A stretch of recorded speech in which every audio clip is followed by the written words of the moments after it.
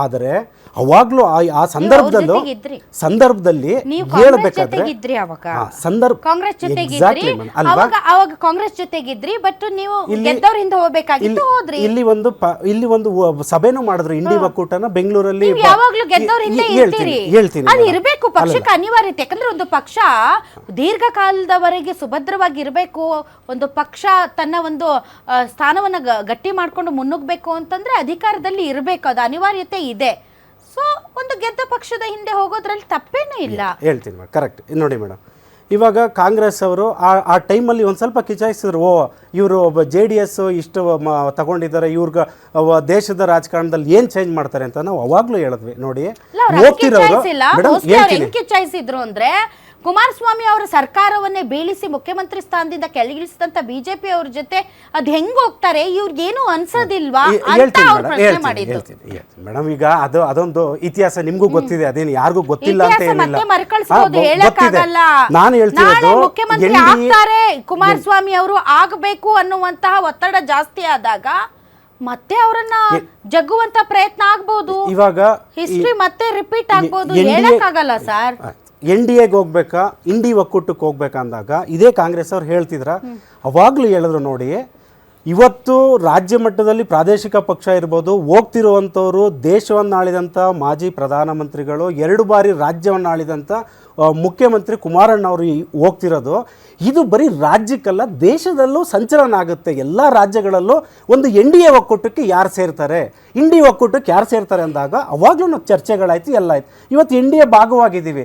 ಏನೇ ಡಿಸಿಷನ್ ಆದ್ರೂ NDAನಲ್ಲಿರುವಂಥ ಹಿರಿಯವರು ಇರ್ತಾರಲ್ಲ ಸರ್. ಈಗ ಕರ್ನಾಟಕದಲ್ಲಿ ಸನ್ಮಾನ್ಯ ಯಡಿಯೂರಪ್ಪ ಸಾಹೇಬ್ರು ಇದ್ದಾರೆ, ಆರ್ ಅಶೋಕ್ ಅವರು ಇದ್ದಾರೆ, ವಿಜೇಂದ್ರ ಅವರು ಇದ್ದಾರೆ, ನಮ್ಮ ಪಕ್ಷದಲ್ಲಿ ದೊಡ್ಡಗೌಡರು ಇದ್ದಾರೆ, ಸನ್ಮಾನ್ಯ ಕುಮಾರಣ್ಣ ಅವರು ಇದ್ದಾರೆ, ಹಾಗೂ ಅಮಿತ್ ಶಾ ಅವರು ಇದ್ದಾರೆ, ಪ್ರಧಾನಮಂತ್ರಿ ವಿಜೇಂದ್ರ, ಅಶೋಕ್, ಯಡಿಯೂರಪ್ಪ, ಬೊಮ್ಮಾಯಿ ಇವರೆಲ್ಲ ನಗಣ್ಯ.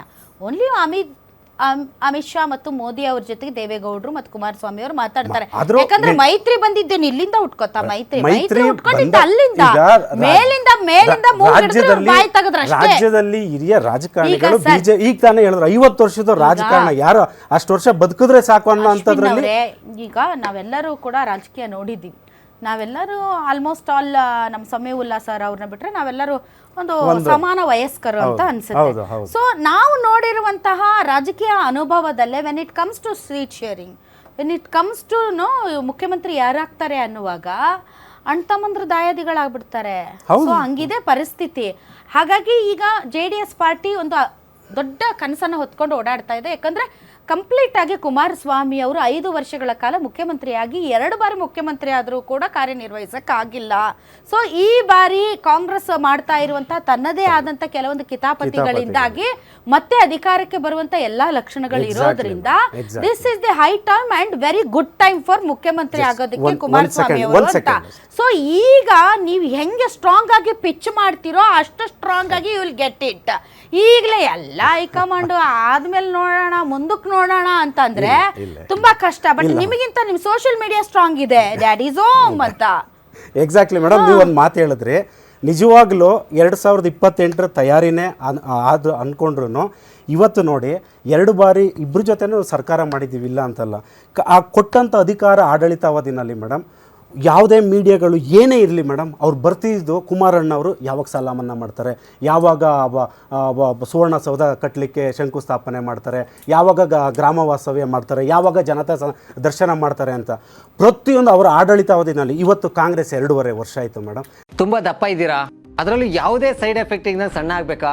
ಎಷ್ಟೋ ಜನ ಹೇಳ್ತಾ ಇದ್ರಿ ಸರ್, ನಾನು ಜಿಮ್ಗೆ ಹೋಗ್ತಾ ಇದ್ದೀನಿ ಆದ್ರೂ ಸಣ್ಣ ಆಗ್ತಾ ಇಲ್ಲ ಸರ್, ವರ್ಕೌಟ್ ಮಾಡ್ತಾ ಇದ್ದೀನಿ ಆದ್ರೂ ಸಣ್ಣ ಆಗ್ತಾ ಇಲ್ಲ ಅಂತ ಹೇಳ್ತಾ ಇದ್ರಲ್ಲ. 100% ಯಾವ ಜಿಮ್ಗೂ ಹೋಗ್ದಂಗೆ ವರ್ಕೌಟು ಮಾಡ್ದಂಗೆ ನೀವು ಸಣ್ಣ ಆಗ್ಬೋದು. ಪ್ರತಿದಿನ ಬೆಳಿಗ್ಗೆ ಸಂಜೆ 2 ಟೈಮ್ ನಮ್ಮ ಜೀನಿ ಸ್ಲಿಮ್ನ ಯೂಸ್ ಮಾಡಿ ಯಾವುದೇ ಸೈಡ್ ಎಫೆಕ್ಟ್ ಇಲ್ದಂಗೆ ನೀವು ಸಣ್ಣ ಆಗ್ತೀರಾ. ಯಾಕೆಂದ್ರೆ ಜೀನಿ ಸ್ಲಿಮ್ಮು ಒಂದು ಉತ್ತಮ ಆಹಾರ. ನೀನು ಹತ್ತಂಗೆ ಮಾಡು, ನಾನು ಸತ್ತಂಗೆ ಮಾಡ್ತೀನಿ. ಯಾಕೆ ಎಲ್ಲ ಫೇಲ್ಯೂರ್ ಆಗಿದೆ, ಸುಮ್ಮನೆ ಹಿಂಗೆ ನಾಟಕ ಮಾಡ್ಕೊಂಡು ಹೋಗೋಣ. ಅದನ್ನೇ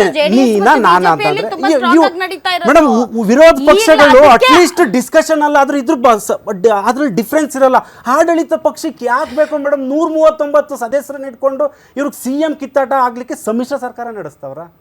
ಈಗ ನಾನು ಅವಾಗ್ಲೇ ಈ ಹೇಳಿದೆ ಕಿತ್ತಾಟಗಳು ನಮ್ಮ ಕರ್ನಾಟಕದ ರಾಜಕೀಯಕ್ಕೆ ಅಷ್ಟೇ ಅಲ್ಲ, 139 ಅವಶ್ಯಕತೆ ಇದೆಯಾ ನಿಖಿತ್ ರಾಜ್ ಅವರೇ 2028ಕ್ಕೆ ಯಾರಾಗ್ತಾರೆ ಮುಖ್ಯಮಂತ್ರಿ ಅನ್ನೋ ವಿಚಾರವನ್ನ ನಾವು JDS ಮತ್ತು BJP ಅವ್ರ ಜೊತೆಗೆ ಮಾತಾಡ್ತಾ ಇದ್ವಿ. ಆದರೆ ನಿಮ್ಗೆ ಆ ಪ್ರಶ್ನೆ ಕೇಳಂಗಿಲ್ಲ ನಾವು, ಯಾಕಂದ್ರೆ ನಿಮ್ದು ಕಿತ್ತಾಟ ಆನ್ಗೋಯಿಂಗ್, ಅದು ಮುಗಿಯದ ಕತೆ ಆಗಿದೆ. ನಿಮ್ಗೆ 2028 ಮಾತಾಡೋಕ್ಕಿಂತ ಮುಂಚೆ ಈಗ ಯಾವಾಗ ಬಗೆಹರಿಯುತ್ತೆ ಅನ್ನೋ ಪ್ರಶ್ನೆನೇ ಸೂಕ್ತ ಅಂತ ಅನಿಸುತ್ತೆ. ಯಾಕಂದರೆ ಅದು ಟೂ ಫಾರ್ ಅನಿಸುತ್ತೆ.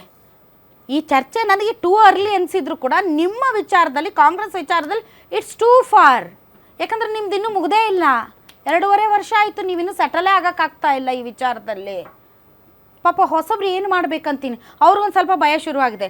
ಓ 2.5 ವರ್ಷ ಮುಗಿಸಿ ನಮ್ಗೆ ಆದಿ ಸುಗಮ ಮಾಡ್ತಾರಂದ್ರೆ ಇನ್ನೂ ಇವ್ರದ್ದು ಬಗೆಯೇ ಹರಿಯವಲ್ತಲ್ಲ, ನಮಗೆ ಮೇರ ನಂಬರ್ ಕಬ್ಬ ಈಗ ಬರ್ತಾ ಇಲ್ವ ನಮ್ಮ ನಂಬರ್ ಇವ್ರ ಜಗಳದಲ್ಲಿ ಅಂತ ಪಾಪ ಭಾಳ ಬೇಜಾರಾಗ್ತಾ ಇದ್ರು ಭಾಳಷ್ಟು ಜನ. ಏನು ಹೇಳ್ತೀರಿ? ಹೇಳೋದೇನಿದೆ ಮೇಡಮ್, ರಾಜಕಾರಣ ಇರೋದೇ ಹಿಂಗೆ. ರಾಜಕಾರಣದಲ್ಲಿ ನಾಳೆ ರಾಧಕ್ಕ ಬಂದು ಕೂತ್ಕೊಂಡು ನಿಖೇತ್ ರಾಜ್ ಮೌರ್ಯ ಬಂದು ಕೂತ್ಕೊಂಡ್ರೆ ನಾವಿಬ್ರು ಹಿಂಗೆ ಕಿತ್ತಾಡ್ತೀವಿ, ನಾವಿಬ್ರು ಹಿಂಗೆ ಜೊತೆಗಿರ್ತೀವಿ. ರಾಜಕಾರಣ ಇರೋದೇ ಹಿಂಗೆ. ಬೇರೆಯವರು ನಮ್ ಕಡೆಗೆ ಮಾಡಿ ಹಂಗಲ್ಲ. ಜನ ನೋಡಿ, ಭಾರತ ದೇಶದಲ್ಲಿ ಪ್ರಜಾಪ್ರಭುತ್ವ ಅಂತ ಏನಿದೆ, ಈ ಪ್ರಜಾಪ್ರಭುತ್ವ ಯಶಸ್ವಿ ಆಗ್ಬೇಕಾದ್ರೆ ಜನರು ತುಂಬಾ ಜಾಗೃತರಾಗಬೇಕು. ಆದ್ರೆ ಇವತ್ತು ಜನ ಎತ್ತ ಹೊರಟಿದ್ದಾರೆ ಹಂಗಲ್ಲ. ಕಚ್ಚಾಡೋರು ಮಾತ್ರ ಅಲ್ಲ, ಅಲ್ಲಿ ಬಹಳಷ್ಟು ಚುನಾವಣೆಯಲ್ಲಿ ಮತಭ್ರಷ್ಟಾಚಾರದಿಂದ ಶುರುವಾಗಿ ಇಡೀ ವ್ಯವಸ್ಥೆ ಭ್ರಷ್ಟಾಚಾರ ಆರಂಭವಾಗುತ್ತೆ. ಮತಭ್ರಷ್ಟಾಚಾರವೇ ಎಲ್ಲ ಭ್ರಷ್ಟಾಚಾರದ ತಾಯಿ ಬೇರು. ಸೊ ಇದೆಲ್ಲವೂ ಗೊತ್ತಿರುವಂಥ ಸಂಗತಿನೇ. ಆದರೆ ಇವತ್ತು ಅದನ್ನು ಹೊರತುಪಡಿಸಿ ರಾಜಕಾರಣ ಮಾಡೋಕ್ಕಾಗದೇ ಇರುವಂಥ ಸ್ಥಿತಿ ಬಂದು ಹೋಗಿದೆ. ಸೊ ಅದನ್ನು ಒಂದು ಕಡೆ ಪಕ್ಕಕ್ಕಿಡೋಣ. ಆದರೆ ನಮ್ಮ ಪಕ್ಷದಲ್ಲಿ ಇವತ್ತು ನೀವು ಉಲ್ಲೇಖ ಮಾಡಿ ಹೇಳ್ತಾ ಇದ್ರಿ, ಇದು ಯಾವಾಗ ಪ್ರಜಾಪ್ರಭುತ್ವ ವ್ಯವಸ್ಥೆಯಲ್ಲಿ ಭ್ರಷ್ಟಾಚಾರ ರಹಿತವಾಗಿ ಮತದಾರರು ಪ್ರಜ್ಞಾಪೂರ್ವಕವಾಗಿ ಕಾಂಗ್ರೆಸ್ ಪಾರ್ಟಿಯನ್ನು ಆಯ್ಕೆ ಮಾಡಿದ್ದಾರೆ, ಹೌದಲ್ಲ ಸರ್? ಆದರೂ ನಿಮ್ದು ರಾಜಕಾರಣ, ನಿಮ್ದು ಕಚ್ಚಾಟ, ನಿಮ್ದು ಜಗಳ ಮುಗುದಿಲ್ಲ. ಮತ ಹಾಕಿದಂತಹ ಜನಸಾಮಾನ್ಯರಿಗೆ ಭ್ರಷ್ಟರೆಂಬಂತೆ ಕಾಣ್ತಾ ಇದ್ದಾರೆ. ಇಲ್ಲ ಇಲ್ಲ, ನಾನು ಹೇಳ್ತಿರೋದು ಏನಂತಂದ್ರೆ ನೋಡಿ, ಇಷ್ಟಂತೂ ಸತ್ಯ. ಏನು, ಚುನಾವಣೆಯೊಳಗಡೆ ಎಲ್ಲಾ ಸಂದರ್ಭದಲ್ಲಿಯೂ ಎಲ್ಲಾ ಪಕ್ಷದವರು ಕೂಡ ಟಿಕೆಟ್ ಕೊಡೋದು ಯಾರಿಗೆ ಅನ್ನೋ ಪ್ರಶ್ನೆ ಬಂದ್ರೆ ಯಾರು ಬ್ಯಾಂಕ್ ಬ್ಯಾಲೆನ್ಸ್ ಎಷ್ಟಿದೆ ಅನ್ನೋದ್ರ ಮೇಲೆ. ಯಾಕದು ಅಂತ ಅಂದ್ರೆ ಸ್ವಾನುಭವನ ಅಲ್ಲಲ್ಲ, ಸ್ವಾನುಭವ ಇಲ್ಲ, ನಾವು ಕಂಡಿದ್ದೀವಿ, ಎಲ್ಲ ಕಡೆಗಳಲ್ಲೂ ನೋಡಿದ್ದೀವಿ. ಸೊ ನಾನೀಗ ಇಷ್ಟು ಏನ್ ಹೇಳ್ತಿರೋದು, ಟಿಕೆಟ್ ಸಿಗದಲೇ ಇರೋದಕ್ಕೆ ಅದ್ ಕಾರಣ ಇಲ್ಲ ಇಲ್ಲ, ಅದು ಕಾರಣ ಅಲ್ವೇ ಅಲ್ಲ, ಖಂಡಿತ ಅಲ್ಲ. ನನಗೆ ಟಿಕೆಟ್ ಕೊಡೋದಕ್ಕೆ ಪೈಪಟ್ಟಿ ಆಗಿತ್ತು. ನನಗೆ ಟಿಕೆಟ್ ತಗೊಳ್ಳಿ ನೀವು ಅಂತ ನನಗೆ ಬಹಳಷ್ಟು ಫೋರ್ಸ್ ಮಾಡಿದ್ರು.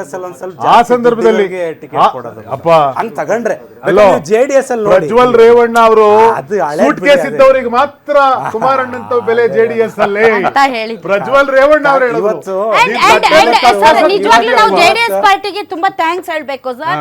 ಯಾಕೆಂದ್ರೆ ವಿವಿಧ ಕ್ಷೇತ್ರಗಳಲ್ಲಿ ಅವರು ರಿಯಲ್ ಎಸ್ಟೇಟ್ ಟೈಕೂನ್ಸ್, ಶಿಕ್ಷಣ ಕ್ಷೇತ್ರದಲ್ಲಿ ತುಂಬಾ ದುಡ್ಡು ಮಾಡಿದಂತವ್ರು ಮತ್ತು ದೊಡ್ಡ ದೊಡ್ಡ ಗಣಿ ಉದ್ಯಮಿಗಳು, ಇಂಥವ್ರನ್ನೆಲ್ಲ ಅವರು MLC ಮಾಡಿದ್ದಾರೆ ಸರ್. ಸೊ ವಿವಿಧ ಕ್ಷೇತ್ರಗಳಲ್ಲಿ ತುಂಬಾ ತುಂಬಾ ತುಂಬಾ ತುಂಬಾ ತುಂಬಾನೇ ತುಂಬಾನೇ ಆರ್ಥಿಕವಾಗಿ ಸಾಧನೆ ಮಾಡಿದವ್ರಿಗೆ ಅವ್ರು ಕೊಟ್ಟಿದ್ದಾರೆ.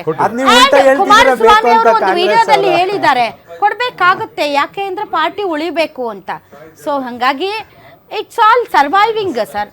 ನಿಮ್ಮೂರಿನಿಂದ ವಿಶ್ವ ಮಟ್ಟದವರೆಗೆ ರಾಜಕೀಯ, ಸಿನಿಮಾ, ಸ್ಪೋರ್ಟ್ಸ್ ಯಾವ ಸುದ್ದಿಯೂ ಮಿಸ್ ಆಗಲ್ಲ.